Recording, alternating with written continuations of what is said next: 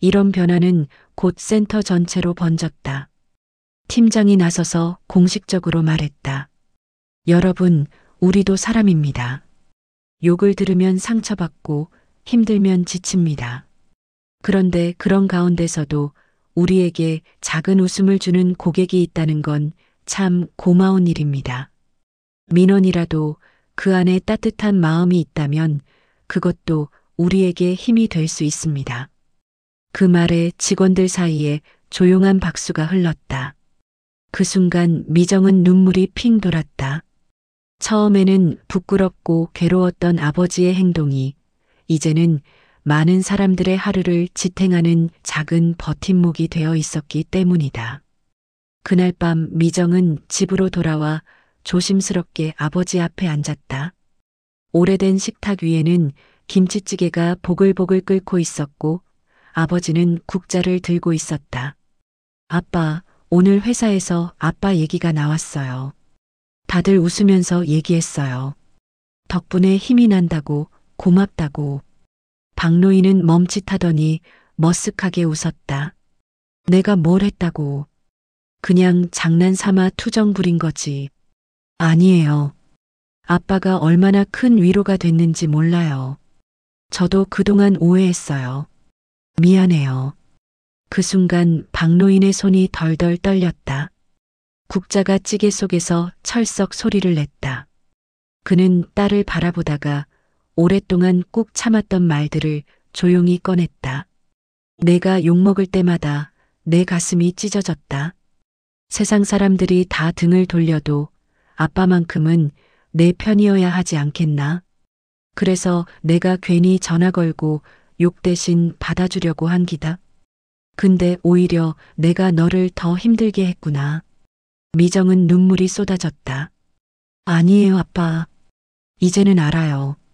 아빠가 얼마나 저를 사랑했는지. 저를 지켜주고 싶었던 거잖아요. 둘은 오랫동안 말없이 앉아 있었다. 식탁 위 찌개는 김이 빠져 미지근해졌지만 그 방 안에는 뜨거운 무언가가 차올랐다.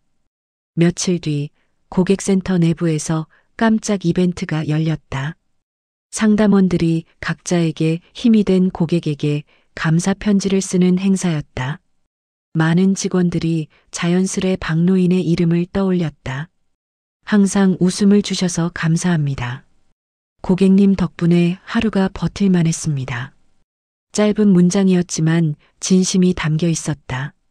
그 편지는 모아져 벽보에 붙여졌다. 그리고 우연히 그 편지를 보게 된 미정은 가슴이 벅차올랐다. 자기 아버지에게 향한 감사와 존경의 글귀가 낯설면서도 눈부셨다. 이제는 더 이상 숨기고 싶지 않았다. 그녀는 퇴근 후 집에 돌아와 아버지에게 그 편지들을 보여주었다. 아빠, 이거 좀 보세요. 직원들이 아빠한테 쓴 편지예요. 다들 고맙다고, 아빠 전화 덕분에 웃었다고. 박노인은 글귀를 하나하나 읽더니 결국 눈가가 젖었다. 내가 누군가한테 도움이 됐다고, 내가 그냥 바보 같은 짓 한다고 생각했는데. 그날 밤 두 사람은 함께 바닷가를 걸었다. 파도 소리가 밀려오고 갈매기가 울어대는 해운대의 밤, 딸은 아버지 손을 꼭 잡았다. 손바닥은 거칠었지만 따뜻했다. 그녀는 속삭였다. 아빠, 이제 그만해도 돼요. 이제는 제가 괜찮아요. 아빠가 얼마나 큰 힘이 되어줬는지 알았으니까. 박노인은 고개를 끄덕였다. 그래, 이제는 내 웃음만 지켜보면 된다. 내 전화기는 이제 쉴 때가 됐다. 그 순간 두 사람은 서로를 바라보며 웃었다. 그 웃음 속에는 수십 년 세월의 눈물과 사랑이 녹아 있었다. 해가 낮게 기울던 저녁, 아버지께서는 식탁 위에 놓인 낡은 전화기를 한참 바라보셨습니다.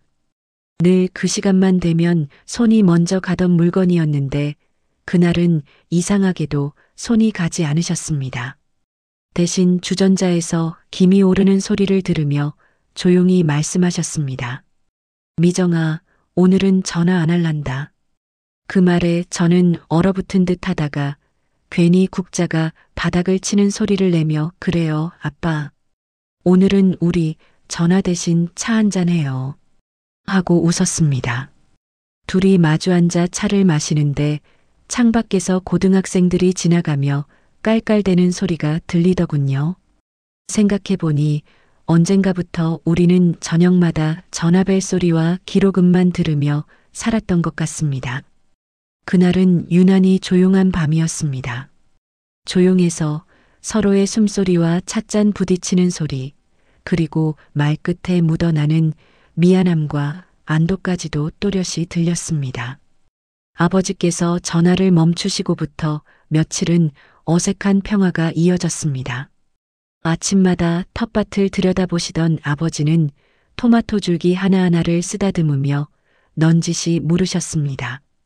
이놈들이 잘 큰다고 와이파이도 잘 터지나? 저는 피식 웃었습니다. 아빠, 그 말 이제 우리 집 유행어예요. 아버지는 본인 농담에 스스로도 웃으시며 물뿌리개를 흔드셨습니다. 그런데 이상하게도 전화 소리가 없는 저녁에 우리 집 이야기는 더 많아졌습니다. 고객의 목소리와 기록음 대신 아버지가 젊을 때 겪으신 일, 어머니와 처음 시장에서 만나 나눴다는 짧은 인사, 제가 태어난 날, 병원 복도에 홀로 앉아 목을 놓아 울었다던 이야기 같은 것들이 식탁 위에 놓이기 시작했습니다. 저는 그 이야기들을 국처럼 떠서 받아 먹었습니다. 짭조름하기도 하고 뜨겁기도 하고 때로는 울컥해 눈가를 감싸주게 하는 맛이었습니다. 회사에서는 뜻밖의 바람이 불기 시작했습니다. 고객 친절 사례에 실린 그 어르신 이야기가 생각보다 크고 부드러운 파문을 만들었습니다. 욕설 섞인 통화 뒤에 어르신 전화를 받으면 나도 모르게 긴장이 풀린다. 잠깐이지만 숨을 돌리게 된다. 그런 말들이 사내 게시판을 타고 올라왔습니다. 팀장님은 회의 자리에서 우리가 하루에도 수십 번 상처를 받지만 그 가운데 웃음 한 줌이 얼마나 큰 약인지 새삼 느낍니다. 고객에게 친절을 드리려면 우리도 누군가에게 친절을 받으며 버텨야겠지요. 하고 말씀하셨습니다. 저도 모르게 고개를 끄덕였습니다. 그때 깨달았습니다. 아버지가 제게만 쥐어주던 우산을 어느새 우리 모두가 쓸 수 있는 그늘막으로 펼쳐주셨다는 것을요. 며칠 후 센터에서 작은 행사가 열렸습니다. 상담원들이 기억에 남는 고마운 고객에게 마음을 전하는 날이었습니다. 모두가 조금씩 들뜬 얼굴로 색지에 펜을 굴렸고 저는 망설이다 손끝을 천천히 움직였습니다. 매일 저녁 화장실 와이파이를 걱정하시던 고객님, 그 목소리 덕분에 숨을 쉬었습니다. 고맙습니다. 적고 나서 한참 동안 그 문장을 바라보았습니다. 제 마음이 고스란히 그 위에 앉아 꾸벅꾸벅 졸고 있는 것 같았습니다. 그 편지들이 복도 게시판에 붙었고 퇴근길에 저는 몰래 사진을 찍어 아버지께 보여드렸습니다. 아버지는 한 장 한 장 오래된 앨범처럼 넘겨보시더니 어느 순간 말을 잇지 못하셨습니다. 내가 도움이 됐단 말이가. 물끄러미 창밖을 향하던 눈빛이 어느새 젖어 있었습니다. 저는 그 손등 위로 제 손을 올렸습니다. 거칠고 딱딱한 마디가 제 손바닥을 찌르는 듯 했지만 이상하게 아팠던 건 손이 아니라 가슴이었습니다. 오래전부터 써붙이고 싶었던 한마디가 올라왔습니다. 아빠, 이제 알겠어요. 아빠가 제 편이 되어주려고 누군가의 욕을 대신 받아주고 싶어서 그랬다는 거요. 고맙습니다. 그날 이후로도 아버지는 전화기를 멀찍이 두셨습니다. 대신 자잘한 것들이 우리 집에 들어왔습니다. 텃밭 상자 위로 흙을 거르는 채 마당에 걸어둔 작은 풍경, 오래된 라디오, 그리고 동네서 건너온 웃음소리 같은 것들이요. 저녁을 먹고 나면 둘이서 라디오를 들었습니다. DJ가 사연 보내주세요를 외치면 아버지는 부엌에서 노란 연필을 꺼내 종이 위에 뭔가를 끄적였습니다. 보낼 기는 없고 그냥 써만 볼란다. 그 종이에는 꼭 이런 말들이 적혀 있었습니다. 아이들 목소리 참 좋다. 나도 젊을 때는. 오늘 토마토가 드디어 빨개졌다. 내일은 한 개 따서 딸한테 보여줘야지. 저는 그 종이를 몰래 모아두었습니다. 불쑥 찾아오는 겨울 같은 날이 오면 그 종이를 꺼내 난로불처럼 덮이고 싶었기 때문입니다. 그러던 어느 날 센터로 한 통의 택배가 도착했습니다. 작은 박스를 열어보니 벽걸이 화분과 손글씨 카드가 들어 있었습니다. 공유기 옆에 꽃 심어도 신호가 좋아지는지는 모르겠지만 여러분 마음에는 향기가 퍼지길 바랍니다. 보낸 사람 화장실 와이파이 고객. 저는 문득 웃음이 터지면서도 눈물이 핑 돌았습니다. 팀장님과 동료들이 화분을 공유기 옆에 꼭 붙여 두자고 해서 그날로 사무실에는 작은 초록이 자리 잡았습니다. 동료 하나가 말했습니다. 신호가 좋아졌다는 착각이 들 정도로 마음이 환해졌네. 저는 대답했습니다. 그래서 꽃을 두는 건가 봐요. 안 잡히는 걸 당장 잡아주지는 못해도 기다리는 시간을 덜 쓸쓸하게 만드는 방법이니까요. 주말마다 동네 어르신들이 모이는 경로당에서 친절 전화 연습이라는 웃기고도 묘한 모임이 생겼습니다. 아버지가 만든 자리였습니다. 처음엔 3분이 모였고 다음에는 6분이 오셨습니다. 무슨 연습이고 전화도 연습하나? 툴툴대며 오신 분들이 프로그램 끝날 때쯤에는 아, 내가 그동안 참 심술을 많이 부렸네 하고 웃으셨습니다. 아버지는 칠판에 크게 3줄을 적으셨습니다. 처음엔 인사, 중간엔 고마움, 끝에는 수고했다는 말. 우리가 애 키울 때도 이 3줄이면 다 됐지 않나? 어르신들 중 한 분이 모임이 끝나면서 휴대전화 화면을 오래 들여다보시다가 상담원에게 전화를 걸었습니다. 아가, 오늘은 그냥 고맙다고 하려고 전화했어. 내 덕분에 TV가 잘 나와. 그리고는 바로 끊으셨습니다. 오, 내가 해냈다. 그분의 얼굴에 소년 같은 표정이 번졌습니다. 저는 그 모습을 보고 나서야 아버지가 왜 굳이 전화기 너머로 누군가의 삶을 끌어안으려 했는지 조금 더 알게 되었습니다. 말 한마디가 하루를 지탱하고 한숨을 2번에서 1번으로 줄여준다는 사실을요. 회사에서도 작은 변화가 이어졌습니다.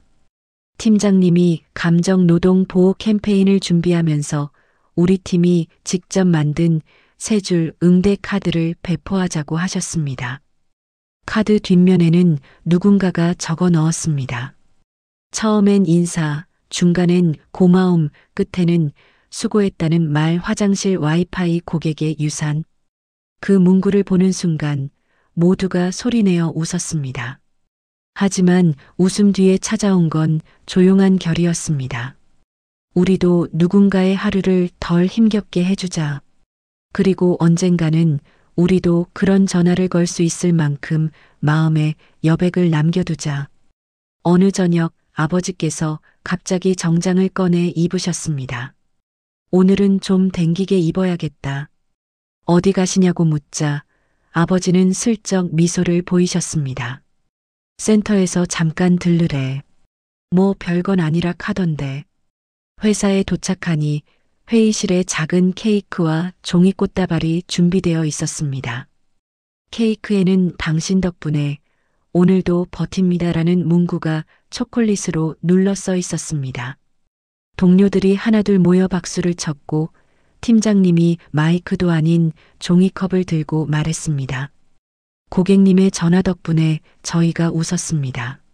마음이 부서질 것 같던 날에도 꽃 심으면 신호 좋아지나 하는 농담 덕분에 웃고 넘어갈 수 있었습니다. 고맙습니다.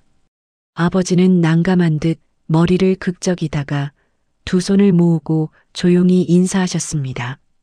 내가 뭘 했겠습니까? 내 딸을 지키고 싶었을 뿐인데 내가 받은 게 더 많네. 그 순간 저는 참으려던 눈물을 끝내 참지 못했습니다. 동료들이 제 어깨를 두드렸습니다. 우리는 다만 서로에게 사람이 되어주고 있었습니다. 행사가 끝나고 돌아오는 길, 아버지는 횡단보도 앞에서 신호를 기다리며 말했습니다. 미정아, 아빠는 이제야 알겠다. 내가 네 편이 되려고, 네가 받는 욕을 내 쪽으로 끌어오려고, 그게 아빠가 할 수 있는 전부라 생각했는데 세상은 그렇게 간단치도 그렇게 막히기만 한 것도 아니더라. 누군가에게 손을 내밀면 그 손이 또 다른 누군가에게 닿는 기라. 저는 고개를 끄덕였습니다. 파란불이 켜지고 사람들은 바삐 길을 건넜습니다. 그 무리 속에서도 우리의 발걸음은 유난히 천천히 그러나 흔들림 없이 앞으로 나아갔습니다. 아버지가 전화를 멈춘 뒤에도 가끔은 전화벨이 울리는 듯한 착각이 들 때가 있었습니다. 저는 그럴 때마다 라디오를 조금 키우거나 창문을 열어 바람 소리를 들었습니다. 바람이 커튼을 밀어 올릴 때면 수화기 넘어 듣던 수많은 목소리가 함께 들려오는 것 같았습니다. 누군가는 성급했고, 누군가는 울먹였고, 누군가는 미안해했고, 누군가는 고마워했습니다. 그 모든 목소리 사이에 아버지의 낮고 단단한 목소리가 하나 더 얹혀 있었습니다. 처음엔 인사, 중간엔 고마움, 끝에는 수고했다는 말. 아버지의 삶 전체가 그 세 줄을 닮아 있었습니다. 어머니에게, 제게, 그리고 하루를 버티는 이름 모를 누군가에게 아버지는 늘 그렇게 걸어오셨던 겁니다. 인사로 시작해 고마움으로 채우고 수고했다는 말로 마무리하며 봄이 왔습니다. 텃밭에 토마토가 꽃을 피우고 바람은 겨울의 뻣뻣함을 풀어주었습니다. 경로당 친절 전화 모임은 어느새 15명으로 늘었습니다. 어떤 날은 모두가 핸드폰을 들고 상담원에게 전화를 걸어 오늘은 고맙다고 말하려고요 하고 말하는 연습을 했습니다. 옆자리에서 들려오는 목소리들이 하나같이 같은 문장을 반복하는데도 이상하게도 그 말이 질리지 않았습니다. 오히려 말이 돌 때마다 환해지는 미소가 생겼습니다. 말은 같아도 마음이 다르기 때문이겠지요. 누군가는 아들의 얼굴을 떠올리고 누군가는 멀리 간 아내의 등을 떠올리며 그 말을 했습니다. 말끝마다 누군가의 하루가 조금 덜 외로워졌습니다. 회사는 그 모임 소식을 듣고 작은 프로젝트를 제안했습니다. 따뜻한 30초라는 이름이 붙었습니다.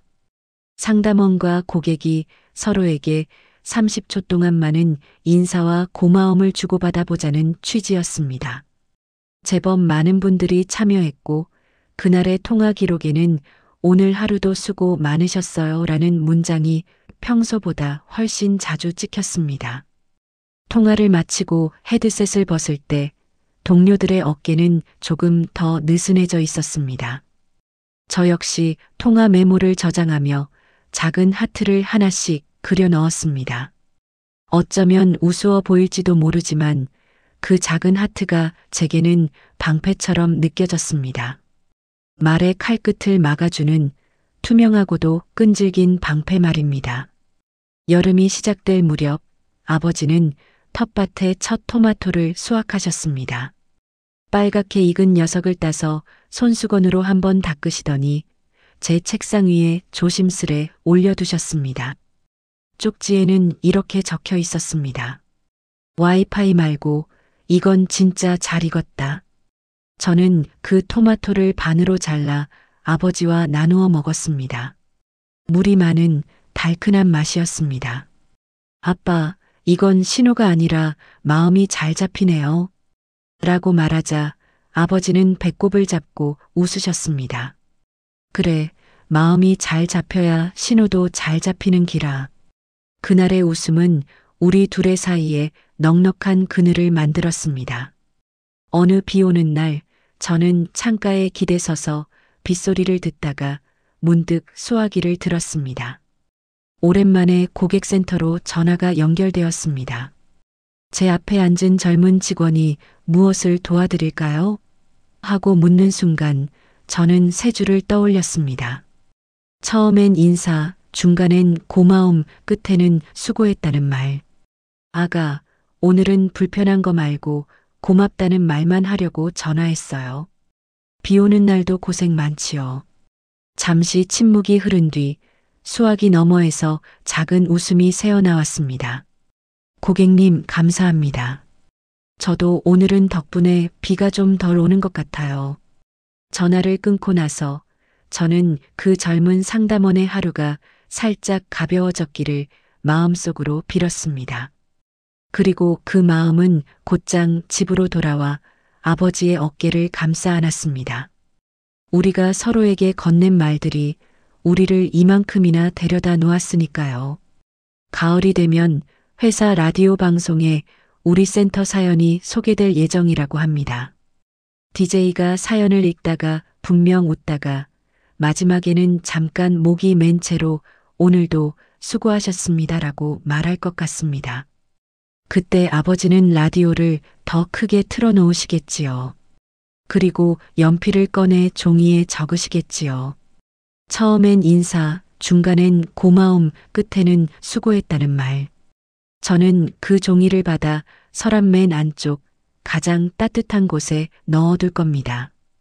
언젠가 또 겨울이 찾아오더라도 그 종이를 꺼내 읽으면 방 안의 공기가 금세 봄처럼 변할 테니까요. 이제 저는 압니다. 아버지가 매일같이 고객센터에 전화를 걸던 날들이 단지 민원의 시간이 아니었다는 것을요.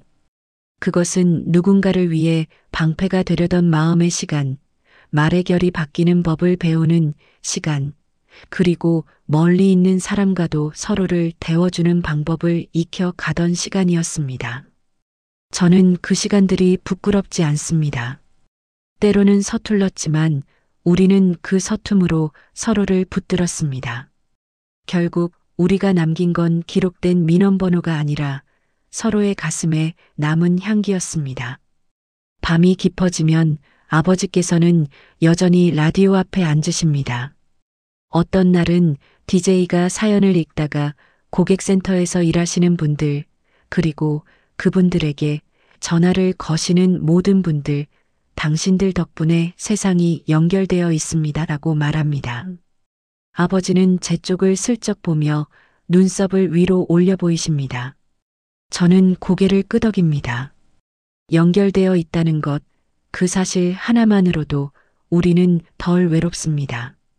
전화기 너머의 낯선 숨소리들이 사실은 우리와 같은 온도라는 것을 우리는 배웠습니다.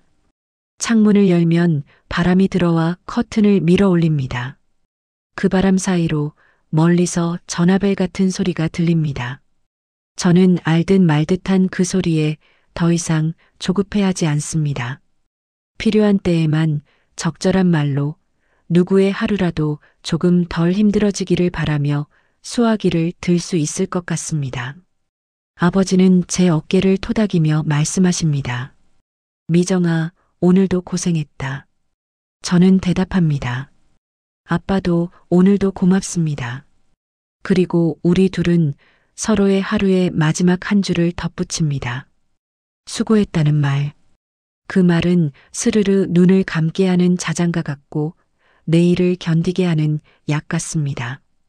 그러니 당신께도 전하고 싶습니다. 오늘도 정말 수고 많으셨습니다. 마음이 지치고 신호가 끊기는 것만 같은 밤에도 누군가의 인사와 고마움이 분명 당신에게 닿을 겁니다. 처음엔 인사, 중간엔 고마움, 끝에는 수고했다는 말. 우리 모두가 그 세 줄로 서로를 건너가면 세상은 생각보다 훨씬 따뜻하다는 사실을 알게 될 것입니다.